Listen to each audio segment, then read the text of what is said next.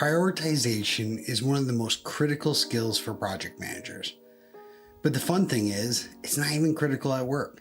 This past year, after retiring from the military, my wife and we started house hunting, and we couldn't agree on anything. I wanted one thing, she wanted another. That's when I busted out the Moscow method. I used that prioritization framework that I'm going to teach you throughout this course. And we listed out our must-haves, our should-haves, our could-haves, and you know what?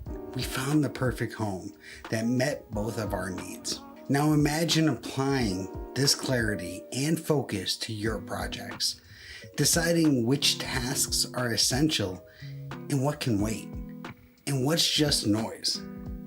It's simple, practical, and incredibly effective. Hi, I'm Russ Parker, a retired U.S. Marine turned project manager and project management instructor.